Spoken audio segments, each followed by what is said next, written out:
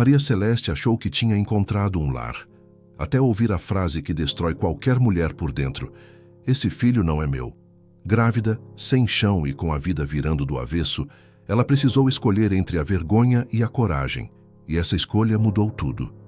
Você teria força para recomeçar depois de uma humilhação dessas?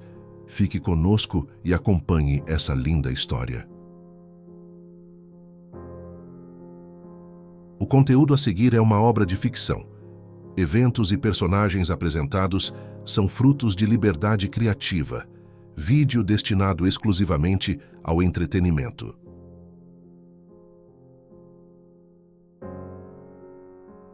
Eu me chamo Maria Celeste, tenho 32 anos, e durante muito tempo eu achei que eu era o tipo de mulher que aguenta tudo calada. Eu trabalhava como técnica de enfermagem num posto de saúde em Campinas.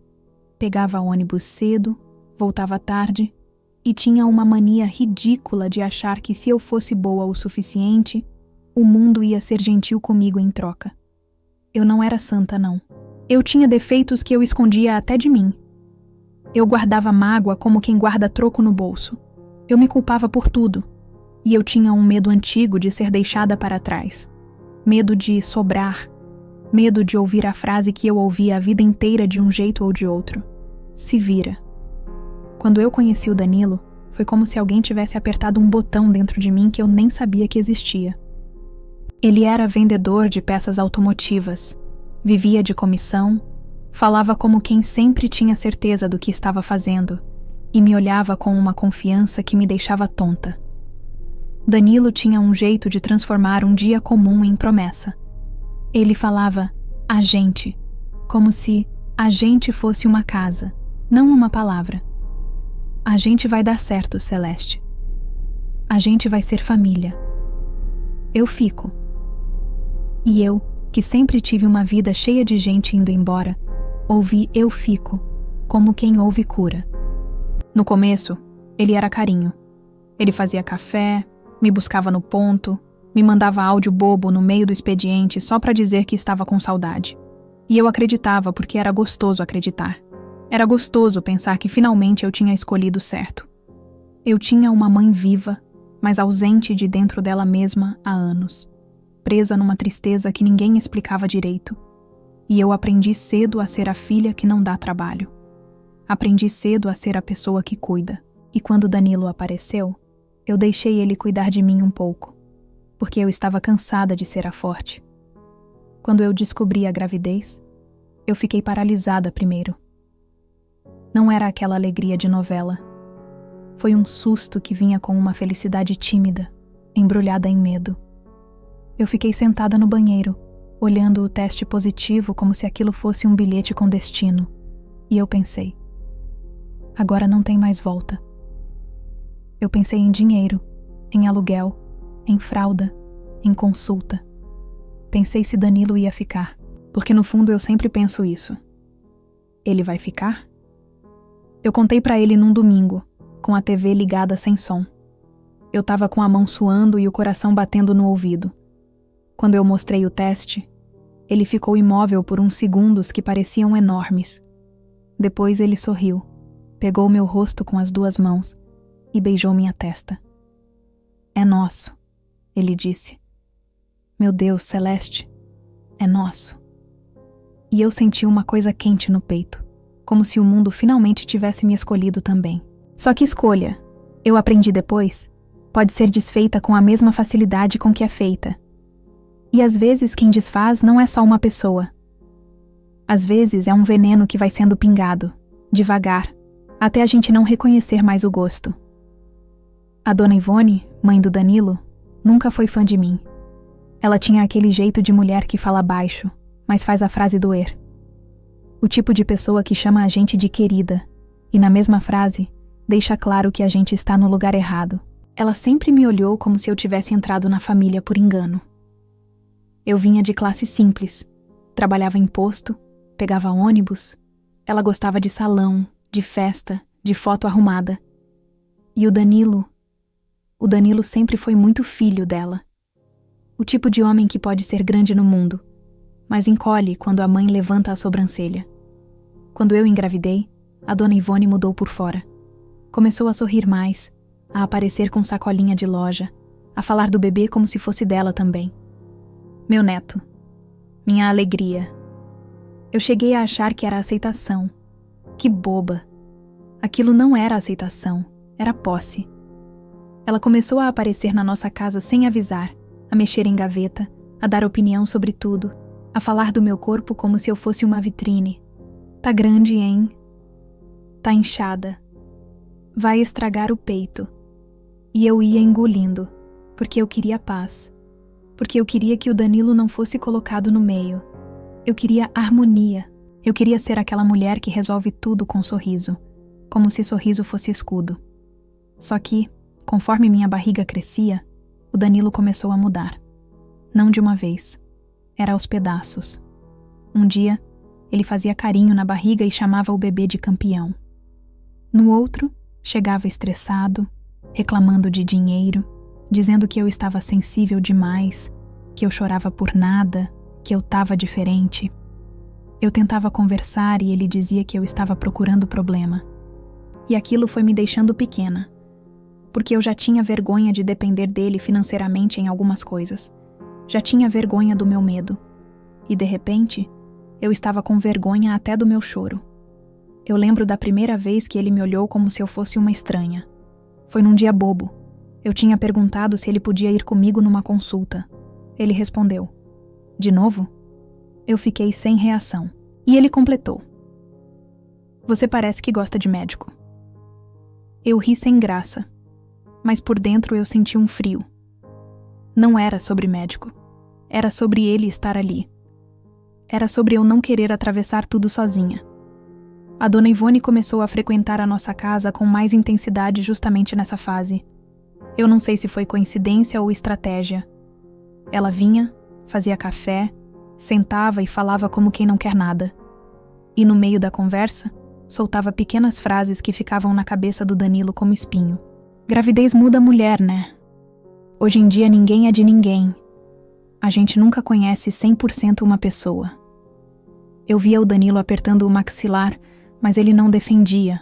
Ele só ouvia. E eu, cada vez mais, tinha a sensação de que eu estava sendo observada, medida, testada. Teve um dia que ela apareceu com um envelope pardo na mão. Ela entrou sem nem dizer bom dia direito. Danilo estava no sofá. Eu estava dobrando roupas do bebê. A dona Ivone colocou o envelope em cima da mesa como quem entrega a prova em tribunal.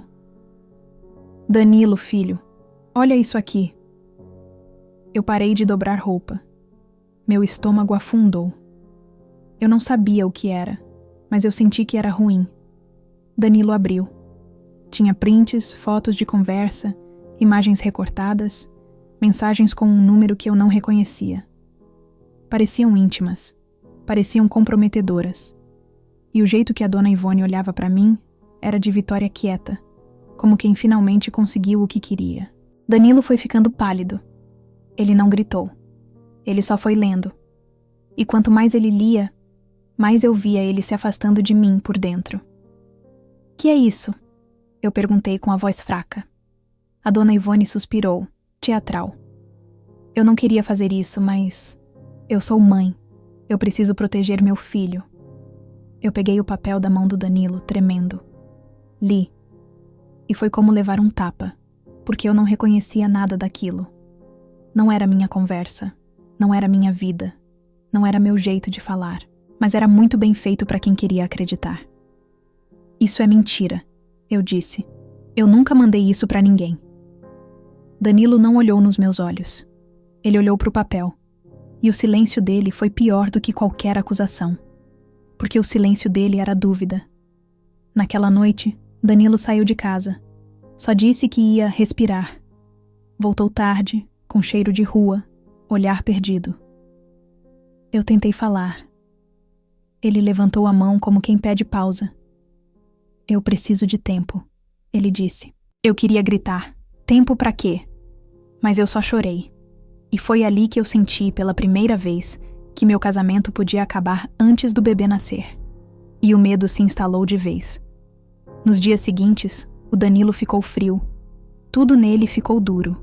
O jeito de responder, o jeito de olhar, o jeito de tocar. Ele não encostava mais na minha barriga. Não perguntava mais do bebê. E a Dona Ivone? A Dona Ivone aparecia com frequência, como se tivesse ganhado um passe. Um dia, eu ouvi o Danilo falando com ela no corredor. A voz dele estava baixa, mas eu ouvi meu nome. Eu não sei mais quem ela é, ele disse. Eu senti meu corpo inteiro gelar. Eu fui para a sala, com a barriga pesada, e disse: Danilo, olha para mim. Você tá acreditando nisso? Ele me encarou por um segundo e eu vi que ele estava dividido. Só que gente dividida, quando é fraca, escolhe o lado mais fácil. E o lado mais fácil, naquele caso, era o lado da mãe. Eu quero fazer um exame, ele falou. Eu fiquei sem entender. Exame do quê? Ele respirou fundo, como se tivesse ensaiado. DNA, assim que nascer. Eu senti uma vergonha tão violenta que meu rosto queimou. Eu senti raiva. Eu senti humilhação. E senti uma tristeza que parecia buraco. Você tá dizendo que esse filho não é seu? Eu perguntei com a voz tremendo. Ele não respondeu direto. Ele falou uma frase que me partiu ao meio. Eu tô dizendo que eu não sei mais quem você é. Naquele momento, eu tive vontade de arrancar as paredes da casa com a mão, porque eu não estava sendo julgada por um erro. Eu estava sendo julgada pela vontade de outra pessoa me destruir. A partir dali, a casa virou um campo minado. Eu pisava devagar, falava baixo, tentava provar tudo. Onde eu estava, com quem eu falava, minha rotina, meu trabalho. Eu mostrava a mensagem do posto, mostrava a escala, mostrava a consulta. Eu estava grávida e vivendo como se eu fosse suspeita. Eu percebi que eu estava pedindo permissão para existir dentro da minha própria casa. E ainda assim, a dúvida não saía do rosto dele. E eu fui ficando pequena, muito pequena, até chegar a noite em que ele me quebrou de vez. Chovia fino. Eu tinha feito arroz, feijão, frango cozido. Eu lembro do cheiro da comida, porque eu lembro de pensar. Pelo menos isso eu consigo fazer. Eu estava tentando manter alguma normalidade. A Dona Ivone chegou junto com ele. Eu já senti na hora. Algo vinha. Ela entrou olhando tudo, como se fosse dona. Danilo ficou parado no meio da sala, sem tirar o sapato. A Dona Ivone falou primeiro. Eu marquei um teste que dá para fazer ainda na gravidez. Hoje em dia tem. É só coleta de sangue. Eu arregalei os olhos. Isso é caro.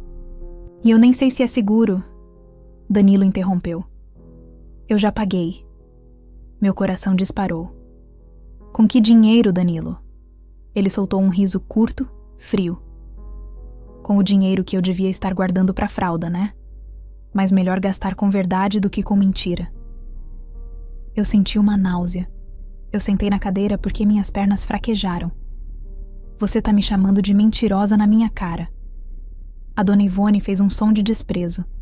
Você tá fazendo papel, Maria. Para. A verdade sempre aparece.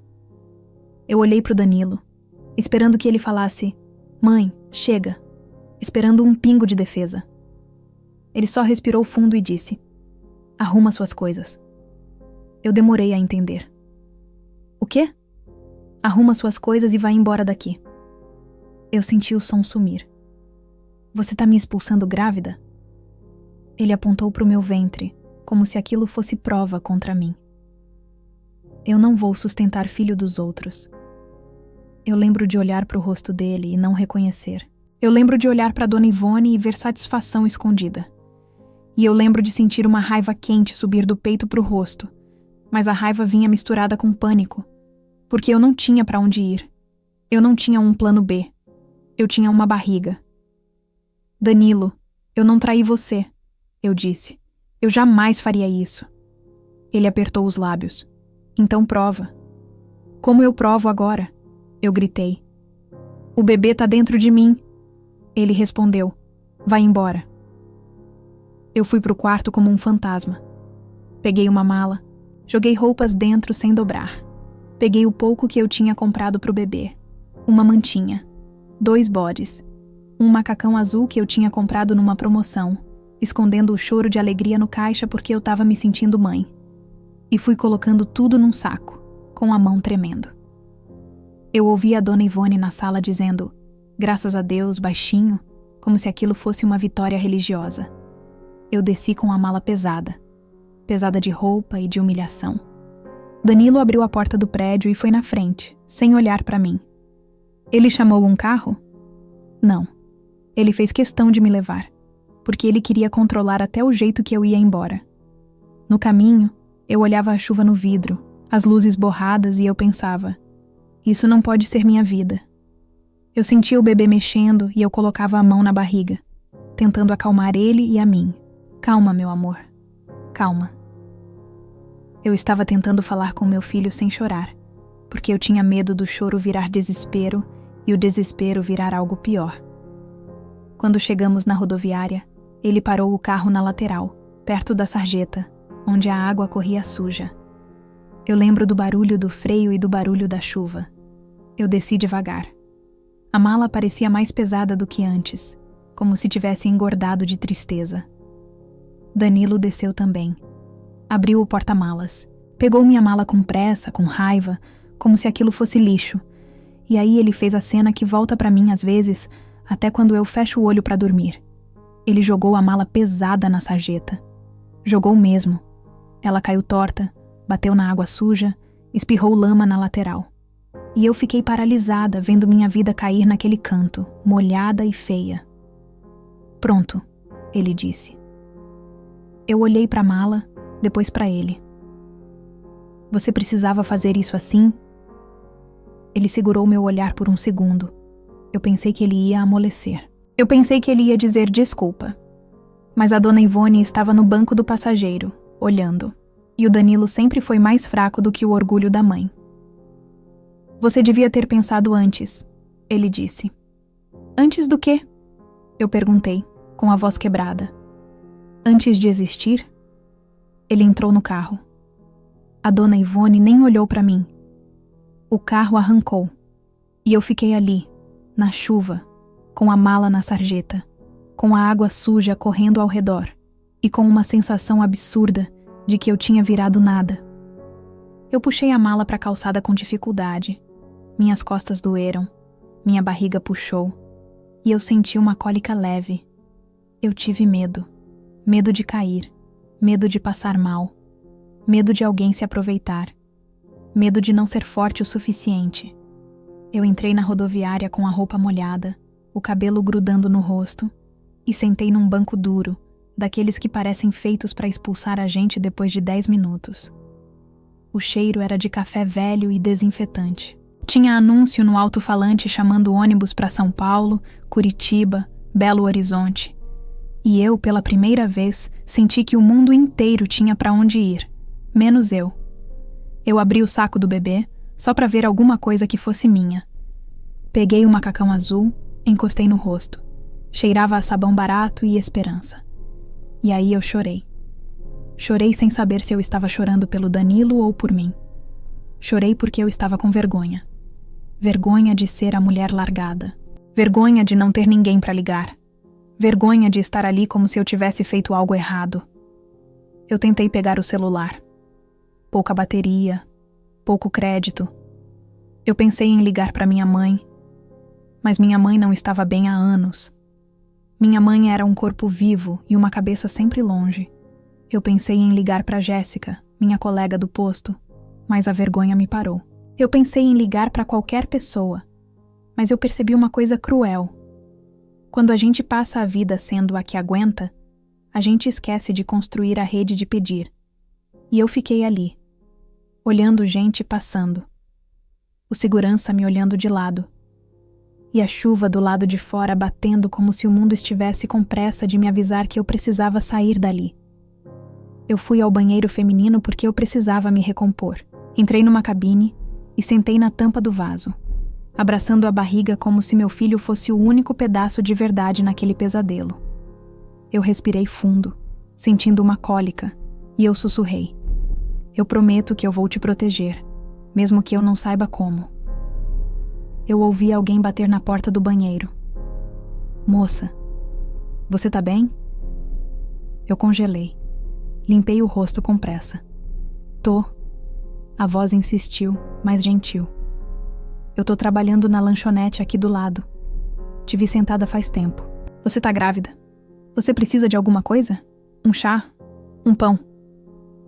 Eu abri a porta devagar. Era uma mulher de avental, baixa, uns 40 anos, olhos bons, cara de quem já viu muita coisa e não perdeu a humanidade. Meu nome é Valéria, ela disse. Eu não quero te assustar. Eu não consigo ver uma grávida sozinha desse jeito e fingir que não vi. Eu queria dizer, não precisa. Eu queria ser orgulhosa. Mas minha barriga roncou antes de eu responder. E eu senti o rosto queimar de vergonha. Valéria não riu, não olhou com pena. Só assentiu como se entendesse tudo sem eu dizer. Vem comigo. Ela me levou para um canto da lanchonete. Me deu chamorno e pão com manteiga. Eu comia devagar, olhando para os lados, com medo de alguém me expulsar. Valéria sentou perto. Você tá sozinha? Ela perguntou. A palavra doeu. Tô. Foi o pai do bebê? Ela perguntou com cuidado. Eu engoli o choro. Meu marido. E eu senti que era mais humilhante ainda dizer marido, porque marido, na minha cabeça, era casa. Era proteção. E o meu tinha me jogado na sarjeta junto com a mala. Valéria fez uma cara de raiva, daquelas que a gente sente quando alguém faz injustiça com uma criança. O que ele fez? Eu respirei fundo. E contei. Eu contei do exame, dos prints, da sogra, da frase, da mala na sarjeta. E enquanto eu falava, eu percebi que ao dizer em voz alta, aquilo virava real demais. Eu comecei a tremer. Valéria segurou minha mão. Moça, isso é crueldade. Eu murmurei. Ele disse que esse filho não era dele.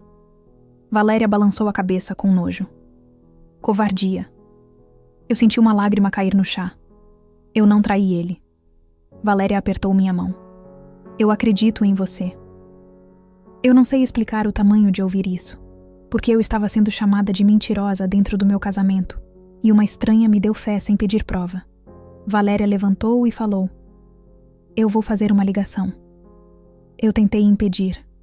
Não precisa... Ela me cortou com doçura firme. Precisa sim. Você não vai dormir aqui.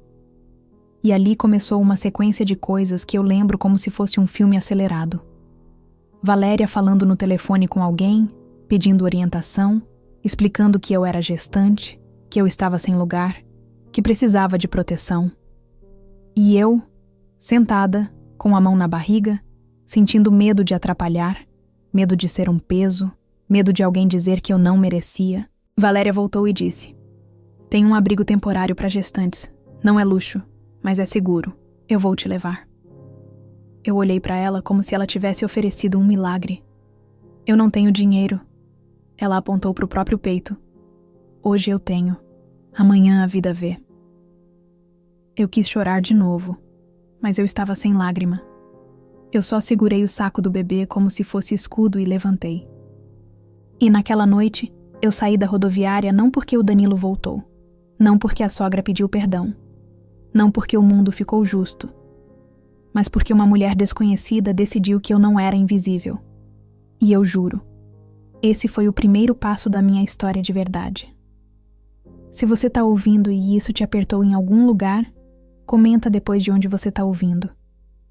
Às vezes a gente acha que tá sozinho, até perceber que tem muita gente sobrevivendo em silêncio. Eu entrei no carro da Valéria como quem entra num abrigo improvisado da própria alma. O banco estava gasto, tinha cheiro de café velho e bala de hortelã. E o rádio tocava baixo uma música qualquer que eu não ouvi direito. Eu só lembro de olhar pela janela, vendo a rodoviária ficar para trás, e pensar que eu tinha acabado de atravessar uma fronteira invisível. Eu não era mais a mulher casada que discutia exames e prints falsos. Eu era uma grávida sem casa, sem marido, sem plano. E isso me assustava mais do que qualquer dor física. No caminho, Valéria não fez interrogatório.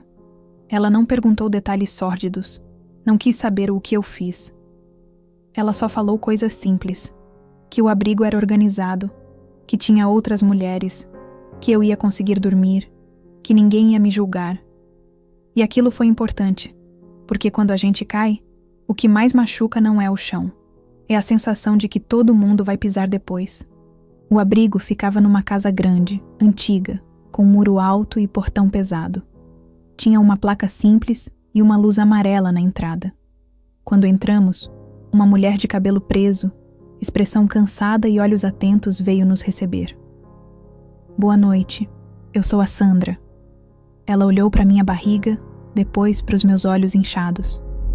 Pode entrar. Eu atravessei aquele portão com a mala molhada, ainda suja de lama da sarjeta.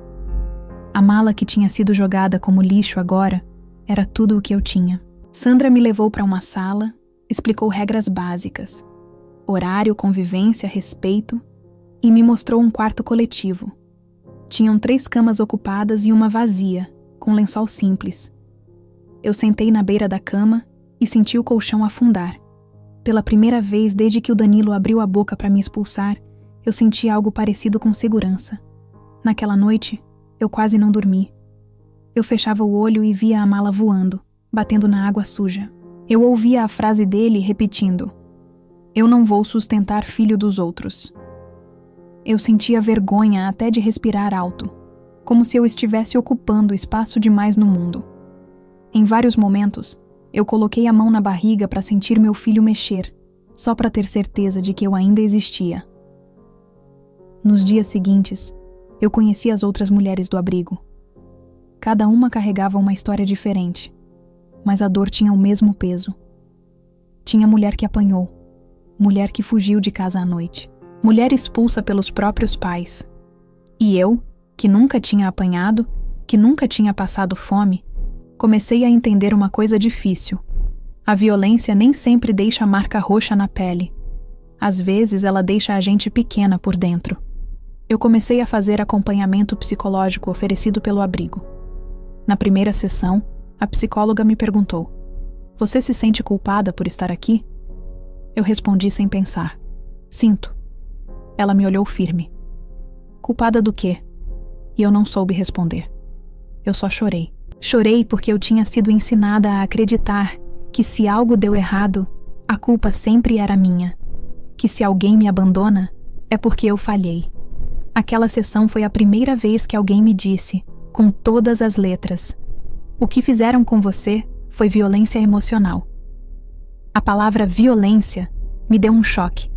Eu sempre achei que violência era tapa, empurrão, grito. Eu não tinha apanhado, mas eu tinha sido humilhada, desacreditada, expulsa grávida, colocada na rua como punição. Aquilo não era briga de casal. Aquilo era crueldade. Mesmo assim, eu precisava seguir. Vergonha não compra fralda. Choro não paga aluguel. Então eu liguei para Jéssica, minha colega do posto. Eu fiquei 10 minutos olhando o telefone antes de apertar chamar. Quando ela atendeu e eu comecei a falar, minha voz quebrou no oi. Ela não me deixou explicar tudo. Só disse: "Celeste, onde você tá? Eu vou te buscar."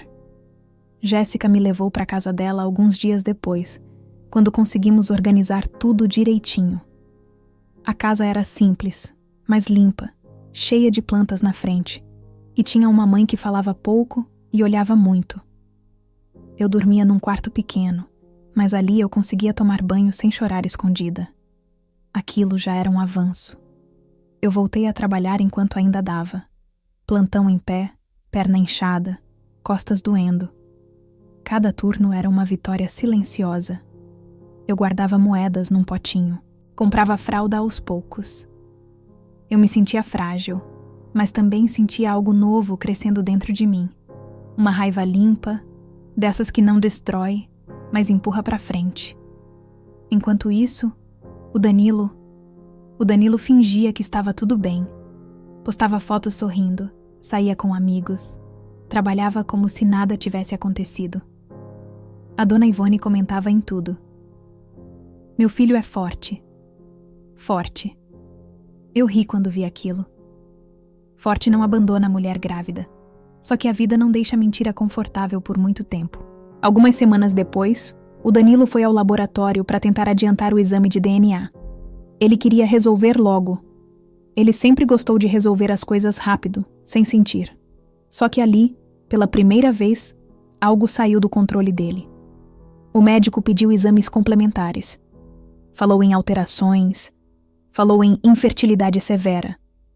Quando Danilo ouviu essa palavra, o mundo dele parou. Eu soube disso depois, mas consigo imaginar a cena como se eu estivesse lá. Ele sentado numa cadeira fria, olhando um papel que dizia em silêncio: talvez o problema nunca tenha sido ela. Enquanto isso, eu seguia minha gravidez com medo e coragem misturados. Eu fazia ultrassom sozinha. Eu segurava a mão da enfermeira na hora da agulha. Eu ouvia o coração do meu filho bater forte e pensava: eu vou dar um jeito. Quando a bolsa estourou, de madrugada, eu estava na casa da Jéssica. Eu fiquei parada alguns segundos, sem reação, até perceber que aquilo era real. Jéssica pulou da cama, me ajudou a vestir roupa, pegou bolsa, chamou carro.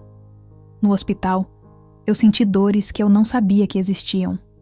Dores que arrancam a gente de dentro da gente mesma. Eu gritei, eu xinguei, eu pedi para parar. Eu pensei no Danilo em algum momento e senti raiva de mim mesma por isso. Eu pensei na rodoviária, pensei na mala, pensei: eu não posso morrer agora. Quando colocaram meu filho no meu peito, pequeno, quente, chorando forte, eu chorei também. Chorei de alívio, de amor, de cansaço, de luto por tudo que não foi. Eu dei o nome que eu tinha guardado sozinha: Miguel. Miguel Celeste. Porque naquele momento, eu entendi que meu sobrenome era minha fortaleza. Danilo soube do nascimento 2 dias depois. Ele tentou ir ao hospital, mas eu não quis ver. A enfermeira disse para ele uma frase que eu soube depois e que, confesso, me deu um alívio amargo. Ela precisava de você na rodoviária. Eu aceitei falar com ele só quando tive apoio jurídico e psicológico. Não era vingança, era proteção. Quando ele entrou na sala de mediação, eu vi um homem quebrado. Mas eu também vi o mesmo homem que tinha jogado minha mala na sarjeta. E eu percebi algo fundamental. Dor não dá direito automático ao perdão. Ele chorou. Ele pediu desculpa. Ele disse que errou. Eu ouvi tudo. E respondi o que eu nunca achei que teria coragem de dizer: você me perdeu quando me deixou na rua. O exame confirmou depois. Miguel era filho dele. A verdade veio tarde. E verdade tardia não conserta tudo. Ela só impede novas mentiras. Danilo cortou a mãe. Disse que ela tinha falsificado tudo. Eu ouvi isso sem comemorar. Porque nada devolve a dignidade de uma mulher grávida deixada na sarjeta. Hoje, quando eu olho para o meu filho dormindo, eu sei. A maior reviravolta não foi o DNA. Foi eu ter aprendido a ficar de pé sem precisar implorar. E ainda falta te contar o mais difícil. O dia em que ele se ajoelhou e eu precisei escolher quem eu queria ser dali para frente. Eu achei que depois do parto tudo ficaria mais simples. Não ficou. A maternidade não é um final feliz automático. Ela é um recomeço cansado, cheio de noites sem dormir e perguntas que não deixam a cabeça em paz. Eu amava o Miguel de um jeito que doía, mas junto com o amor vinha o medo. Medo de faltar, medo de errar, medo de que o mundo fosse duro demais com nós dois. Eu estava morando num quartinho emprestado nos fundos da casa da Jéssica. Não era muito, mas era limpo, silencioso, e ninguém ali me fazia sentir um estorvo. Eu acordava cedo, amamentava, trocava fralda, tentava cochilar quando dava. Às vezes eu chorava escondida no banheiro, mais de cansaço do que de tristeza. Em outras, eu só ficava olhando meu filho dormir, tentando entender como algo tão pequeno podia me dar tanta força. Foi numa dessas tardes comuns, sem nada de especial, que o Danilo apareceu. Eu ouvi o portão bater e o coração disparou antes mesmo de eu saber quem era. Quando levantei o rosto, ele estava ali, parado no quintal, segurando uma sacola de supermercado como se aquilo pudesse protegê-lo.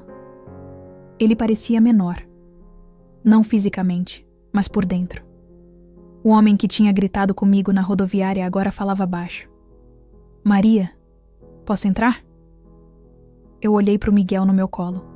Ele dormia tranquilo, a boca fazendo biquinho, alheio a tudo.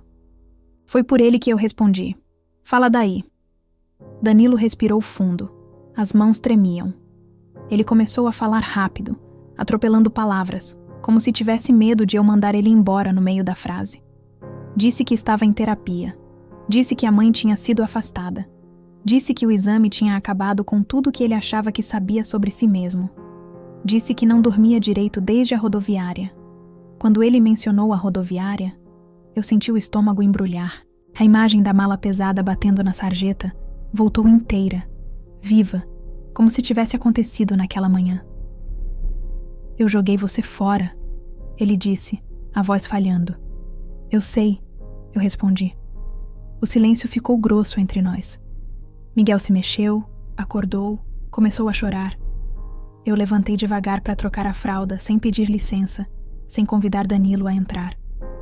Ele ficou ali, parado, olhando, como alguém que sabe que perdeu o direito de participar. Quando voltei, Danilo não estava mais de pé. Ele estava ajoelhado no chão de terra do quintal. Um homem adulto, pai do meu filho, de joelhos. Eu congelei. Não era a cena que eu tinha imaginado tantas vezes. Não tinha plateia. Não tinha música. Só poeira, sol fraco da tarde e um pedido atrasado. Me perdoa, Maria, ele disse chorando sem tentar esconder. Eu implorei para você ficar quando você precisava. Agora eu tô implorando. Eu senti pena. E isso foi o que mais me assustou, porque pena não é amor. E eu tinha prometido a mim mesma que nunca mais ia confundir uma coisa com a outra. Eu não gritei, não humilhei, não levantei a voz. Eu só falei a verdade que tinha aprendido do jeito mais difícil. Você se ajoelha agora porque descobriu que errou. Eu me ajoelhei sozinha naquela rodoviária porque não tinha escolha. Ele abaixou a cabeça. O choro virou soluço. Eu sei que não mereço. E ali estava o ponto. Pela primeira vez, ele não tentava se justificar. Você quer voltar? Eu perguntei. Ele levantou o rosto na hora. Quero cuidar de você, do Miguel, da nossa família. Eu respirei fundo. O Miguel choramingou no meu colo, como se sentisse atenção. Eu o balancei devagar antes de responder. Você quer voltar para onde, Danilo? Para minha casa? Ou para a mulher que você achava que podia expulsar? Ele não respondeu, porque não tinha resposta fácil. Eu continuei. Eu não sou a mesma Maria que você deixou na sarjeta. Aquela mulher não existe mais. Ele ficou em silêncio por um tempo longo. Então disse, quase num sussurro, então me ensina quem você é agora. Eu senti os olhos arderem, mas não chorei. Não naquele momento. Eu sou a mulher que aprendeu a sobreviver sem você. E isso muda tudo.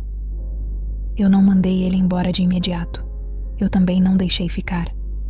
Eu disse que se ele quisesse ser pai, teria que provar com presença, constância, responsabilidade. Sem palco, sem promessas grandes, sem ajoelhar. Porque ajoelhar uma vez é fácil. Difícil é levantar todo dia e fazer diferente. Ele aceitou. Não porque eu fui boazinha, mas porque pela primeira vez eu fui firme. Hoje, meses depois, ele vê o Miguel toda semana. Paga pensão, aprende a trocar fralda. Às vezes erra, às vezes tenta controlar. E eu coloco limites. Sempre. Não por raiva, por amor próprio. Nós não voltamos a ser um casal. Talvez nunca sejamos. E tudo bem. Porque a maior vitória da minha história não foi ele se ajoelhar. Foi eu não precisar mais disso para me sentir inteira. Às vezes eu passo de ônibus perto daquela rodoviária. Olho pela janela e lembro da mala jogada na sarjeta, pesada de coisas e de humilhação. E penso, ali nasceu a mãe que eu sou hoje. Não foi no hospital. Foi no abandono. E se você me ouve agora, cansada, grávida, com medo, achando que não vai dar conta, dá sim. Eu sou prova viva disso.